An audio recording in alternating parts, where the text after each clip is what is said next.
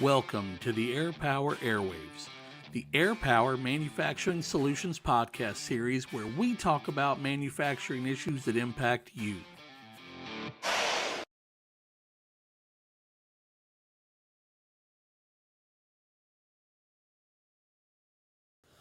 Some might be asking, okay, you've sold me, I really need to look at getting into powder. And all they have is like a small 10 by 10 or smaller liquid coating booth, and they let things ambient dry.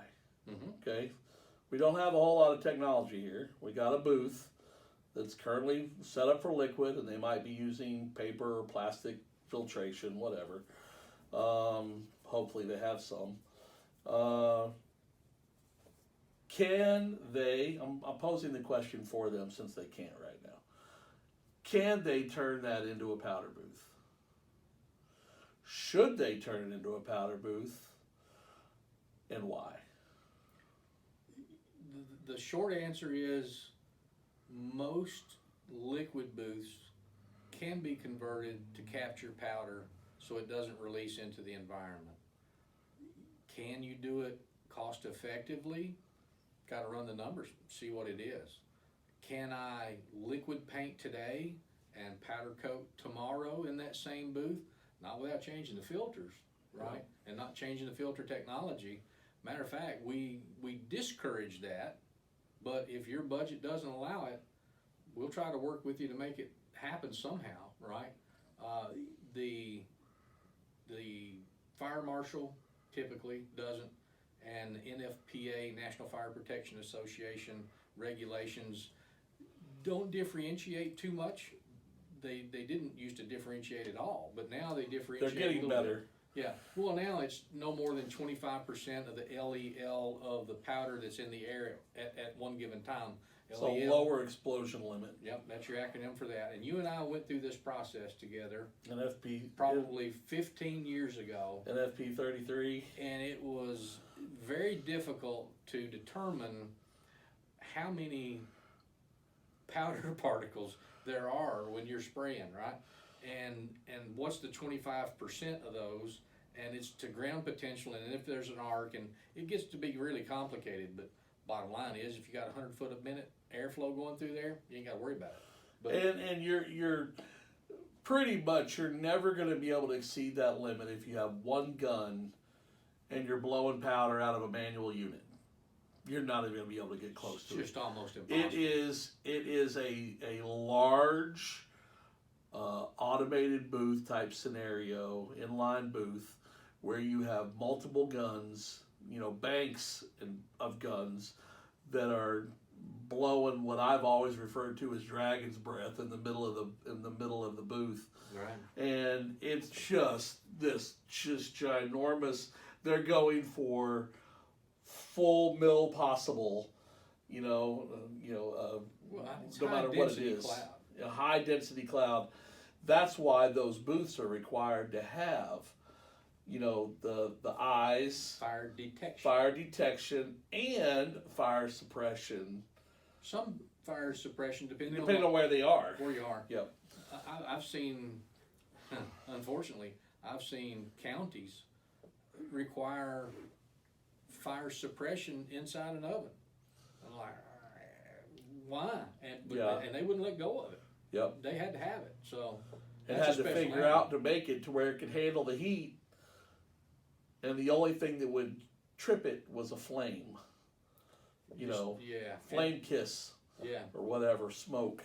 But that's rare. But that's why you invite your people in. That's right. What do I need? Have that conversation up front, because you get hit with. You're going to have that conversation. You're going to have that conversation on your terms or on their terms. So I would rather have it on my terms, and it's the easy way to put it. Yeah. Hey, if you never need the fire department to come to your location, amen, hallelujah, you've had a great career. But if you need them, I would rather have them be knowledgeable about my process versus not. Sure. This is not a plug for the fire department either. So, all right. So let's look at some costing this is where it gets interesting, because some people, there's always that guy that came into some money from, great Uncle Henry or Aunt Bertha, and the guy's like, hey man, I'm gonna get into powder coating. Yep.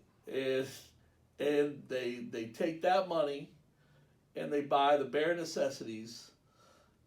You and I have even seen powder operations that were not exactly legal, that were put up basically in a lean-to outside. And we have to make the choice to walk away. We can't be involved. But what I will say is, you get some people that get into it, and they're only into it for a very little time, because they went in so cheap and so underinvested that the clientele can tell, and they're not really interested. Well, that goes back to you have to sell your shop, you have to sell your capabilities. And when somebody comes in and sees inferior equipment, if they know equipment, and they see a mess, a rat hole, and I've got powder strewn everywhere, and parts lined up that have been there for rework, or parts that have been there for forever, trying to get through the first time. Yeah. And I mean, hooks that are supposed to be this big that are now this big, trying to get. That's not gonna look well. So. Now we know people and we're friends with people that started out that way, that listened. Well, they grew. And turned things around. They grew, and they were able to be very, very profitable businesses that outgrew current location, second location, and into the third location. Well, they reinvested in their equipment. Very much so. Their profits went to equipment and reinvested to get better equipment. If your idea of getting into powder coating is just because you want a truck and a boat, good luck. But your money really, for a good while, and a percentage of it forever, has to be reinvested into your business. And I can think of one of the best examples, and I will leave him nameless, but one of the best examples is a man that when I first met him, I thought he was homeless. He's probably one of the wealthiest men I know, and runs a shipshape, perfect process. And he's on that line every day. You gotta pay attention. He it's crazy.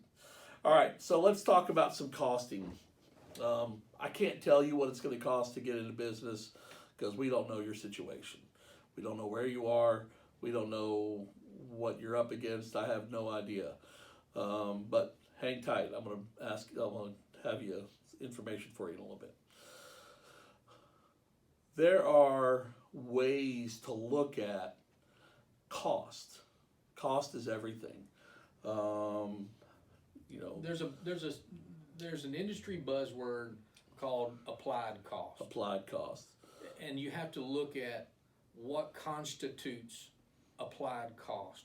And that's where you have to do a lot of homework on your end about knowing how much it's actually costing you to apply your liquid coating now versus what it would cost you to apply powder coating on the same part. On the same part. Going by square footage, and you can break square footage to square inches. There's many ways to break it down. There is. Let me tell you what, man. Some of these large shops where these guys and ladies have just come down to a fanatic science on costing for quoting of jobs. Yeah. They know what they spend on powder, or they know what they spend on liquid. They know how much of it goes on their part, and how much is reclaimed, and how much is waste. It gets finite, and those companies do very, very well profitability wise. But before you can determine applied cost, you have to know things about transfer efficiency. So liquid paint, you're going to be much better at this than I am, but there's a lot of waste in liquid paint when it comes to solvents. I've heard. Well, all the time. It's a carrier, right? So carrier and a cleaner. Well, it does lots of things. Yeah. But again, paint is layers, right? So if I put on, let's just say 4 mils, I have 4 here. If I have 4 mils, if it's 50% solids in a liquid, 2 mils is coming away because that's my carrier, that's my solvents and co-solvents, and the only thing remaining is pigment and binders and some of the other magic foo-foo that they put in the liquid, right? So that's your formulation. But if it's 50% solids, you can guarantee there's only 50% of that total wet film that's going to be left when it's dry. Right. When we apply powder, it's not that way. When I apply 4 mils of powder, you're going to just about come out with 4 mils of powder dry. And there are dry film thickness gauges for powder, and they start at around $3,500 just for really a manual one. And you got to get really close to the substrate. It's an ultrasonic signal that it sends out, vibration to tell, and you have to know the emissivity. I can't even say it today. Emissivity of the powder, and all that's just kind of. It boils down to when I know what my coating requirements are based off of the technical data sheet, the TDS, then I can start making assumptions of what my total applied cost is going to be. He worked in the powder industry for many years selling powder, so there are fillers in powder that do you no good. It doesn't help with color, it doesn't help with color retention, it's a filler, it's cheap, and it makes you not have as long a durability with that. But when you look at these charts and somebody comes to talk to you that's a powder supplier and they're talking, oh yeah, whatever. Well, you want to look at what's the secret code? What, in the powder? In the powder. Why am I drawing a blank? Your specific gravity. Thank you very much. I didn't want to have to tell you. So it came rushing back to me. I know. Specific gravity is how you're going to measure coating thickness, right? And then percent solids on your liquid is how you're going to measure coating thickness. So you have to look at those things and compare the two in our sheet that we're going to build, right? And determine that. So we have to determine what our transfer efficiency is, commonly known buzzword or acronym in the business, TE, transfer efficiency, which really means when I paint this part and I'm putting liquid, I'm spraying 12 ounces of liquid a minute out of this part. How much of that's actually going on to the out of my gun, 12 ounces a minute coming out of my gun, how much of that's going on the part? Because 12 ounces is what's being sprayed. Versus how much is going actually on the in part. The filter. Yeah, and on the part. So realistically, with liquid, you're not recovering that unless it's UV, and hardly any of you are going to be doing that. So when we're spraying 12 ounces a minute out of that gun and I figure my trigger time, then I'm going to know how much it takes. If you happen to be a shop that has plural component meter mix equipment in your system now for your line that takes A and B and mixes them together on the fly, you're going to have a meter that will give you a display of how many ounces a minute you're spraying, what your total was. You can set it to 0. You can run your job of 100 parts, and then you can come back and go, I used this much paint. Okay, so that's really what I need to charge the customer, not how much I put on their product. Yep, that's right. It's what came out of the gun, and that's it. That's your expense. On the powder side, well, first of all, on the liquid side, let's continue with that. So now you have another cost, because you don't just have the paint, you have the solvent. Some of that solvent might have potentially been added to the paint after it gets to get it a certain amount of bite to it, right? Well, there are characteristics, much like adding flow for powder. Correct. Right? So you have what... Well, you don't add solvent to powder to get flow. That's not what he said. No. So I may need to have more open time in my liquid coating to allow it to smooth out, Correct. Reduce orange peel, and to give it the look and or match a look. If you're in tier 1 or something, you got to match the texture of your part that's going to be shipped to the assembly plant. That's why I call it assembly plant. They don't do everything there. They ship that part there, and then you got to match the car that they're painting. If you're doing the door handles, you got to match the orange peel. You got to match the color. So once that paint gets to your facility, you may have to tweak it, put a little tail solvent in it, what have you. Yep. And change that. But in addition to that, now you have the liquid gun that you've been spraying with. You're going to be cleaning that out. Flush material. You're going to be using flush solvents to flush the gun out. Hazardous waste. To, you know, get everything cleaned out from your needle to the gun tip.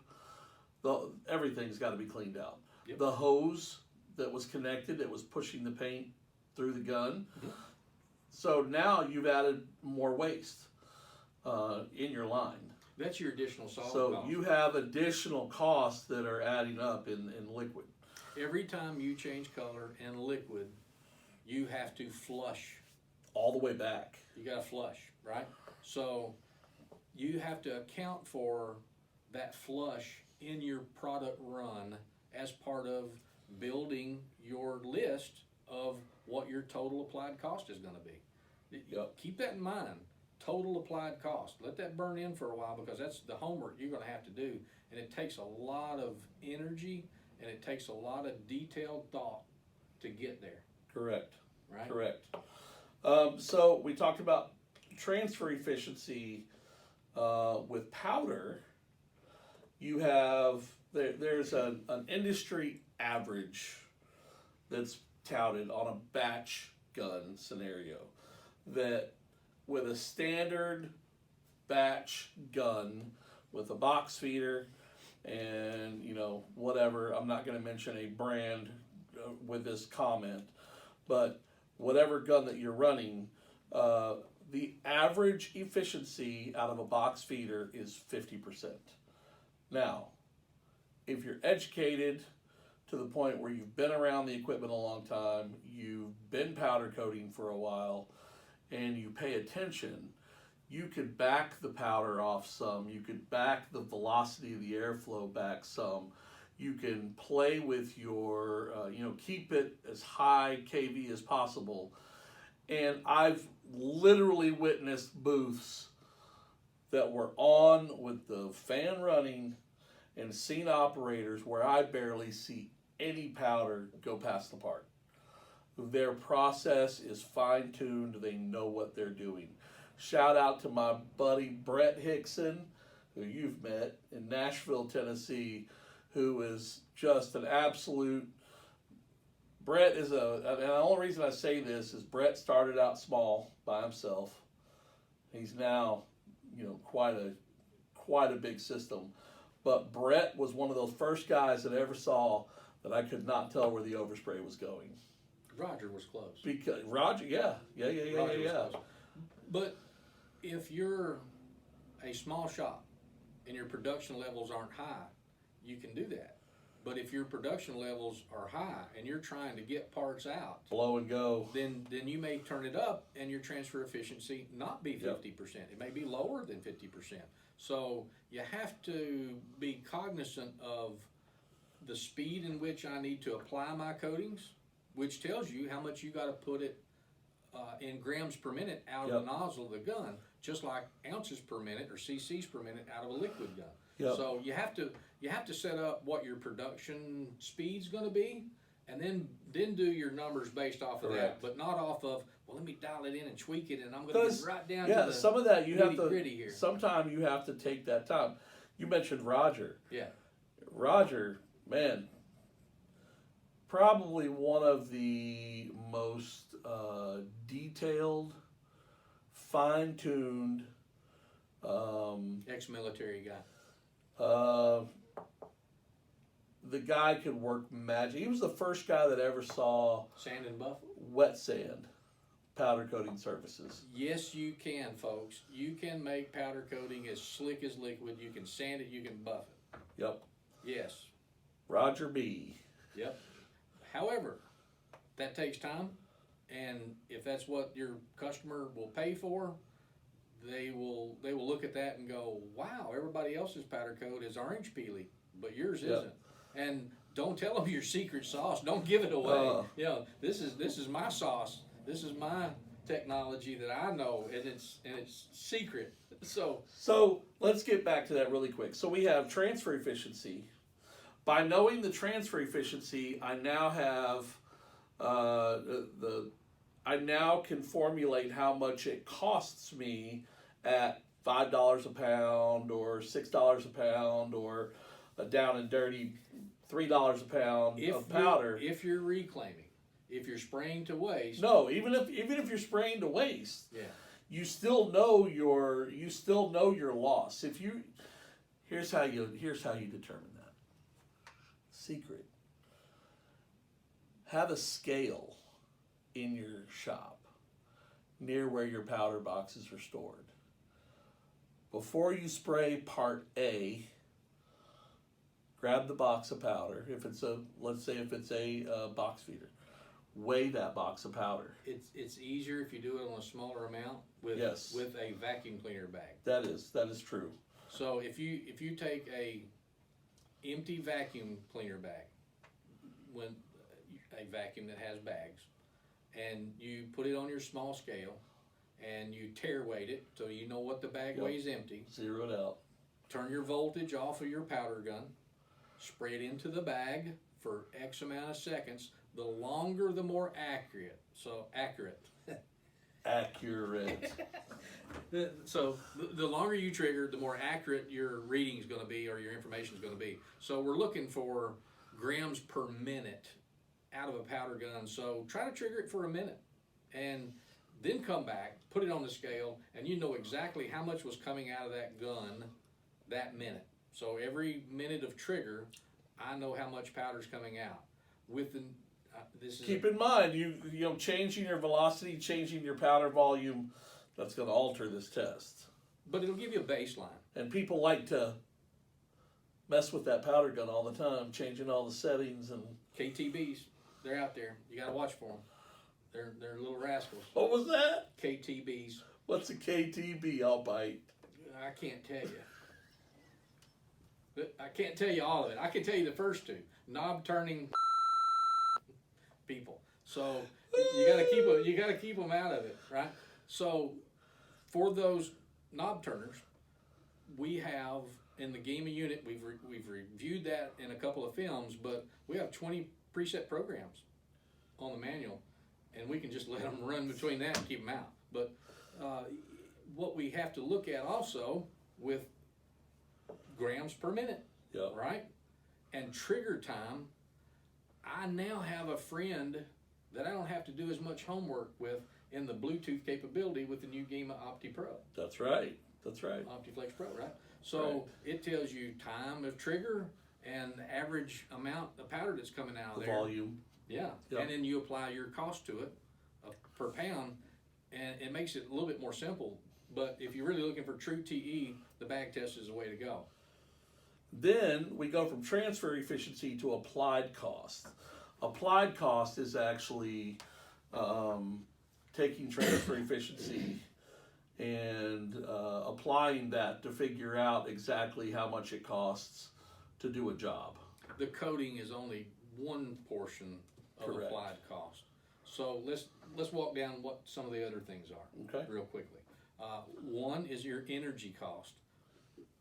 My lights are on, my compressor's on, my oven's on, my booth is on, all of my conveyor, if I have a conveyor, it's on. No, I want to back up a second. Sure. You got ahead of it. So you got transfer efficiency, then you have applied cost. Applied cost is actually us doing what we were just talking about. Sure. Figuring out how much powder it's going to take to do a job. Mm-hmm. So that's where we can take transfer efficiency. We take the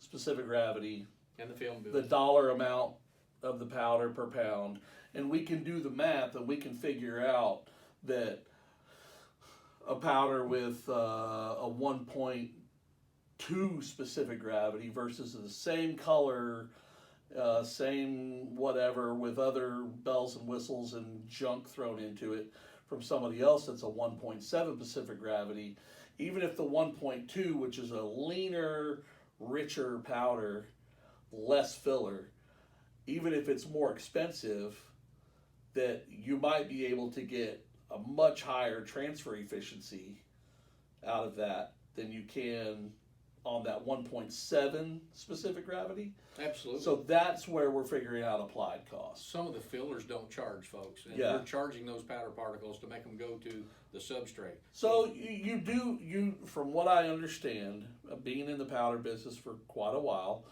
I was always told by some amazing experts out there in the field that, or in the labs, that some of the filler component, like with the calcium carbonate, is required to help with the viscosity of the actual powder and to get that powder through the line.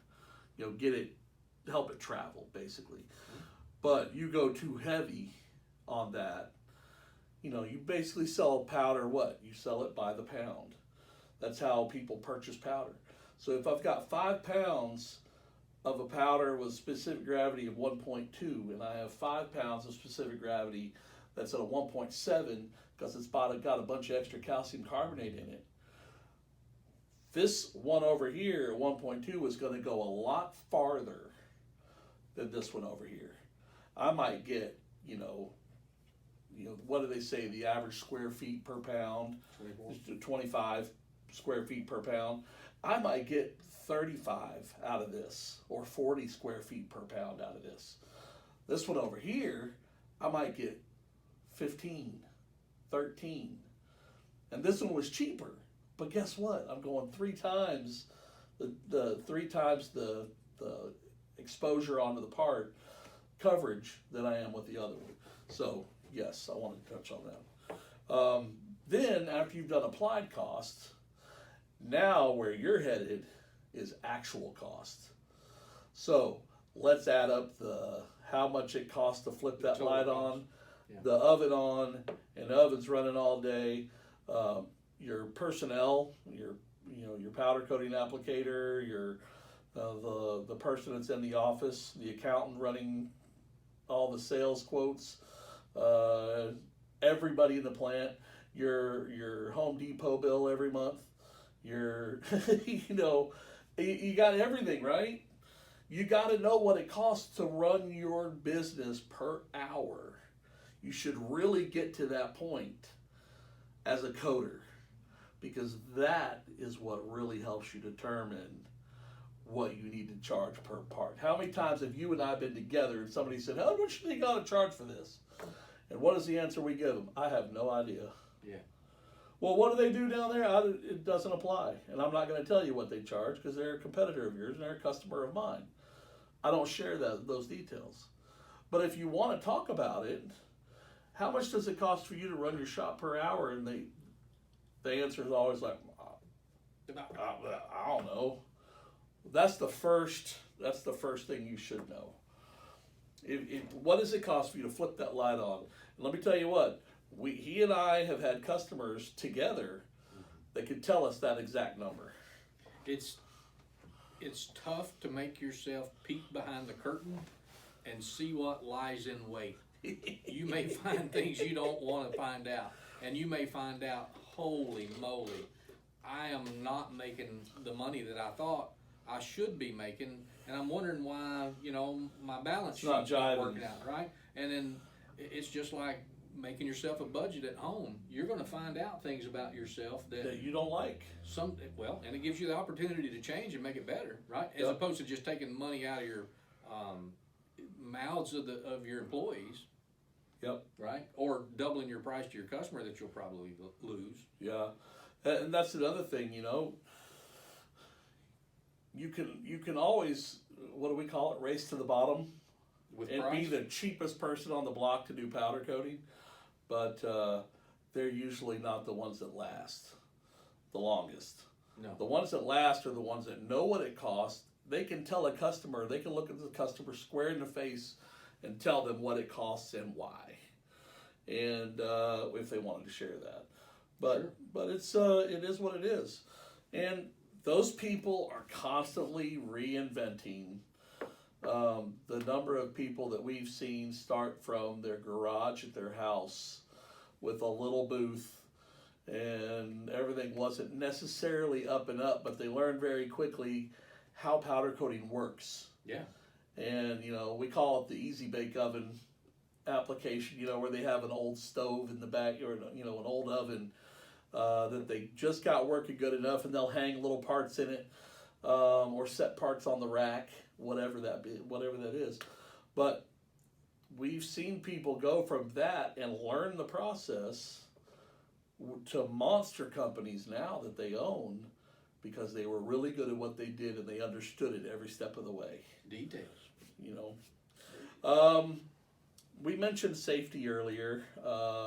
I can think of a lot of safety issues when it comes to liquid and the solvents and the breathing of VOCs, which is, permits are all tied to that too, about what goes out, how it's treated and whatnot. But in the powder side, there are a few things to think about.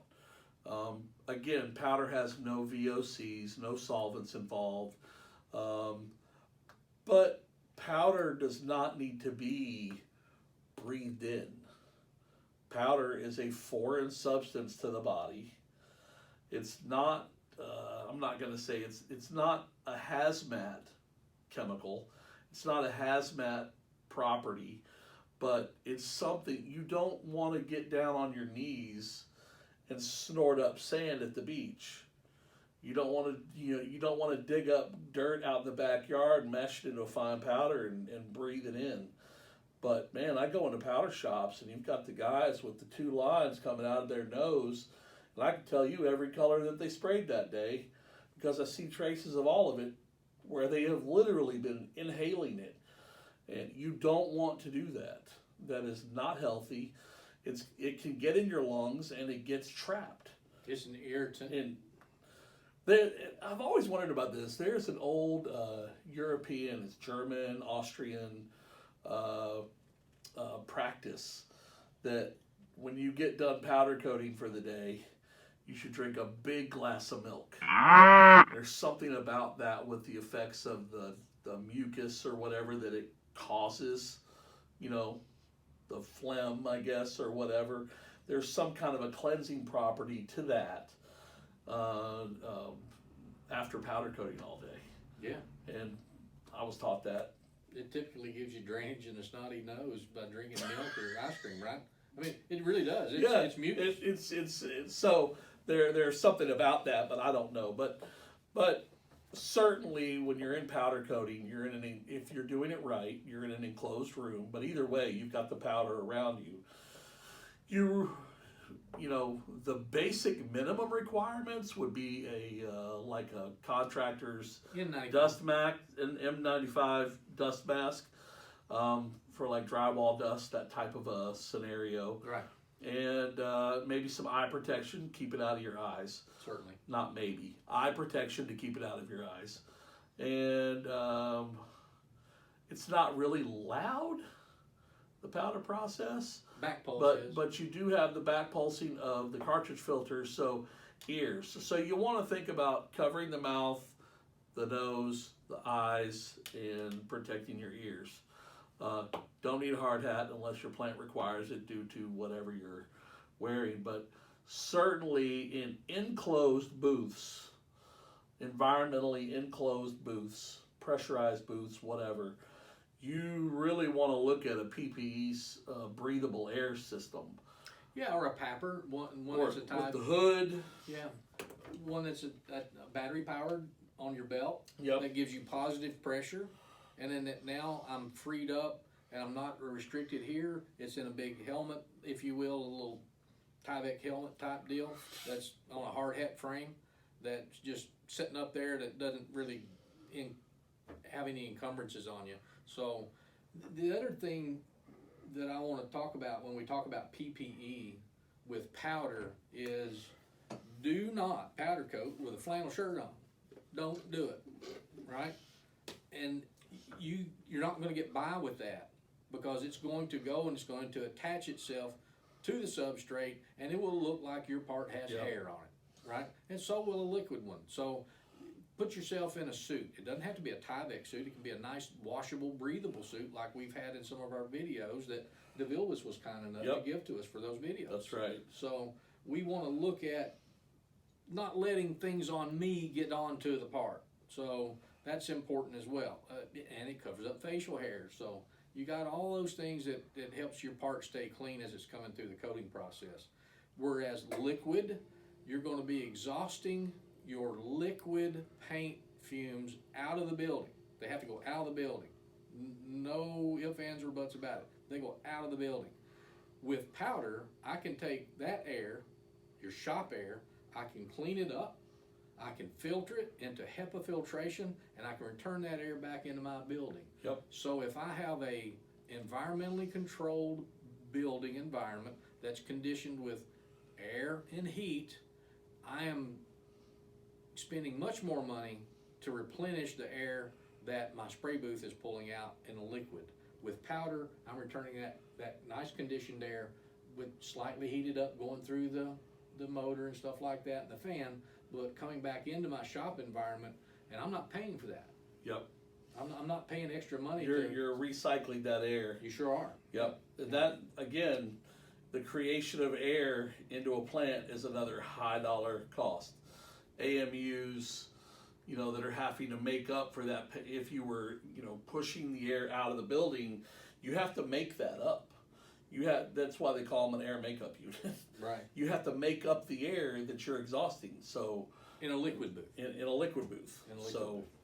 booth. Paint storage. That's a pretty heavy deal when you talk about liquid. It is. And paint storage and paint to ready and prep to get it ready, centrally located in those situations in a paint kitchen. Right.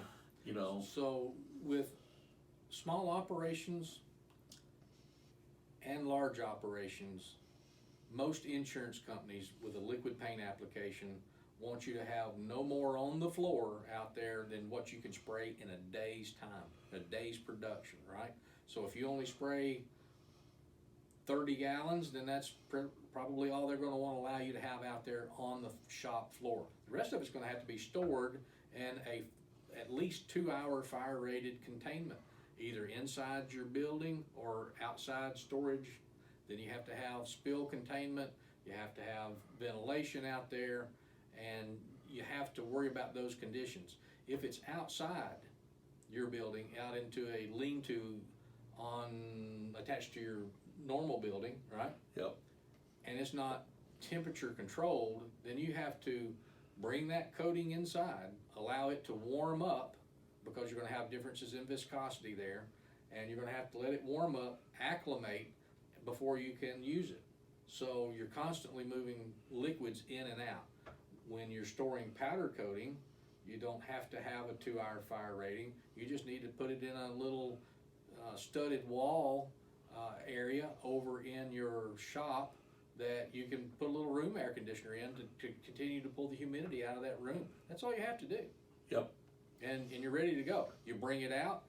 If it's a powder that's been there for a while, you may want to take the bag out, knead it, the bag. Break it up a little bit. Break it up, roll it around on the ground, whatever, squeeze it up, get it so that it's movable and more fluidized,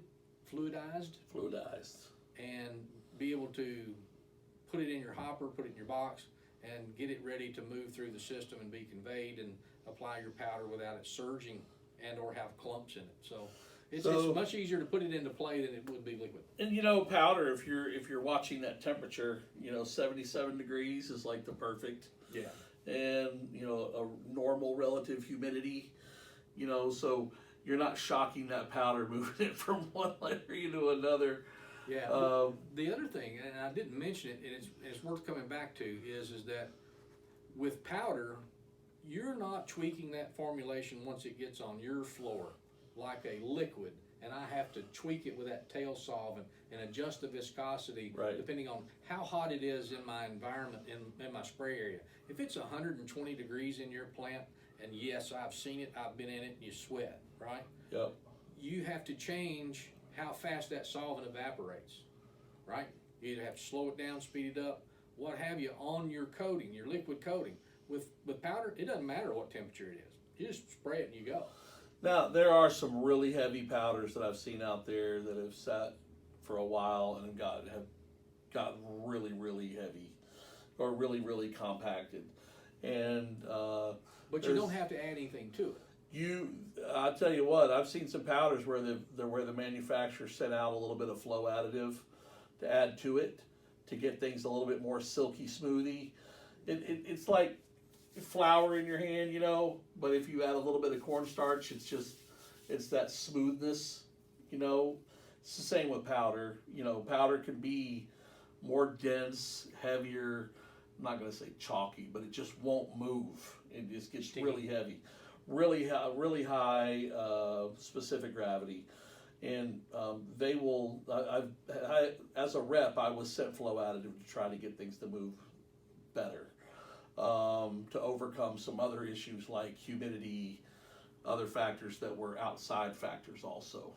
I haven't been a part of that. So that I'd seen that happen, but in general, all powder really needs is some kind of a sifting mechanism.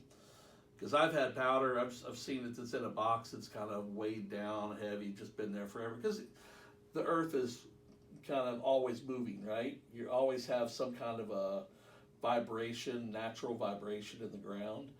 And a powder box sitting there will just continue to pack down little by little by little. The fork truck driving by on the concrete floor. All the time. So, I've seen those scenarios. And the one thing that always brings that powder back to life is putting it through a vibratory table of some kind that sifts it. Dump the whole bag up on top, put the bag back in the box, put it underneath the unit, hit the vibration table, and it just sifts that powder all the way down through. And, powder that was only halfway up in the box. Yeah. Now, when you sifted it and you added all that air, the fluidizing effect, that box is almost full at that point. And you talk about powder that's ready to be sprayed, boom, ready to go. Yeah. So I do recommend that. I do recommend those vibratory tables, the sifting tables for powder. If you like to make sure that you can hold your powder back for a while and utilize it again in the future, definitely get one of those tables. It'll help you out. Vibratory sift. So the paint storage, obviously low impact with powder, but you need to have an area that stays at a 77 degree or as close to it Fahrenheit as possible with a normal humidity, like mid-range normal humidity level. You need to make sure that that's sustainable throughout the life of that powder while the boxes are being stored. That's optimal. That gives you optimal results. But truth is, he and I both have seen customers that have powder that sits out and it's hotter and blazes and gets cold and they still use it. So I've seen powder bags. But it's not optimal. I've seen the plastic powder bags sweating the water on the outside because the powder was so cold when it was brought out into the heat. So that's flip side of the other one I was talking about. You want to be careful. So here's what we're gonna do. I think we pretty much covered it. Pretty close. If you are interested in this, it's a process. In undertaking this process, that's a great word for it. If you want to look at that process a little closer, you want to talk to somebody about it, you can call 800-334-1001, and you will be calling Air Power, our company, and not our company, but the company that we are pleasurably working for. Gainfully employed with. You call us and just say who you are and where you are and what you want to do. And what you want to do, and we will get you to the right person. Somebody that answers the phone will get you to the right person. It might be me, might be Eddie, might be somebody else, depending on where you are. But we can handle, Air Power handles this all the time, and it's very commonly done, switching from liquid to powder, or in some cases going from Powder to liquid. And rarer, or adding liquid to their process. So what we're going to do is we're going to create a little like questionnaire with information, informal questions that you can answer and request some assistance from us in that process. So if you go down into the comments below, the comments section below, the description of this video, you will see a link for a form that you can fill out. And we will definitely be looking forward to helping you in the future. But fill that out. It'll have some really important things to think about, and print that form out before you send it. Have it on the side just so that you have references to what was asked, and we'll take it through that process. It's a great start. I'm sorry for interrupting. Perfect start. It's a great start. It's not the end all. There's going to be more questions. There's going to be more dialogue back and forth, but this gets you on the proper path to move forward. And if you can answer these questions with some homework on your end, it helps us before we ever return your call to review that, to understand what you're currently doing, just like we talked about today. Watch this video a couple of times in case you missed something. We want you to engage all your senses of your shop, right? And all the senses of your needs of your customer. We get all of those things and get them in a homogeneous mix, and we put them on those pieces of paper in this document, and then we take that, extrapolate that information, and go, yeah, this is where we should start. Let's look at this. Have you thought about that? And it gets a good running dialogue started. So once we get a good start with that, then we can bring in a pre-treatment partner, right? And talk to them. And if you're not sure about your compressed air quality that it is now, you can take photos of that. You can send that to us. You can put it in on the email, right? On our company email. Send photos in. This is what I have. Is this good enough, or is this not good enough? I have powder coating. I'm going to stay with powder coating. I'd really like to make sure that my air quality is good enough. Can you take a look at this?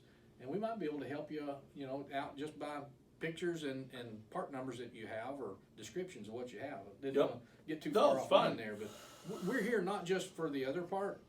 We're here for you, period. You've seen us do tools. You've seen us do sealants and adhesives. You've seen us do liquid finishing. You've seen us do powder finishing. You've seen us do grounding, PPE. This is all encompassing, and we have material handling. So this is an all encompassing company that you can partner with and say, I need help here, but while you're in my shop, why don't you look around and see what else that you can help me identify? Correct. We are here to save you money and help you make money and identify where your trouble areas are or what you could do to improve those areas. And we're just here for you. That's right. We're a resource. All right. 1-800-334-1001. This is the video version of the podcast. So if you're listening to this, you can also watch this at Air Power Airwaves.com. And our podcast is hosted by Buzzsprout. I'm kind of happy to say that we haven't even been in this for a full year yet, and we're right at about 800 downloads of just the audio version. That's great. So that's pretty cool. Thank you for your support and for watching. AirPowerAirwaves.com, the corporate page for us where you can find parts, information, contact people, processes that we work with on assemble, move, and coat. That's all available at airpower-usa.com. And social media, number one is our YouTube channel. We have a strong YouTube channel. It's just go to YouTube and type in Air Power Inc. or Air Power Manufacturing Solutions, and you will find our Air Power. Just look for that logo right up there, and you'll see it, and it'll be ready to go. Facebook, LinkedIn, Twitter, Instagram are also available. Look for us. But thank you so much, Eddie.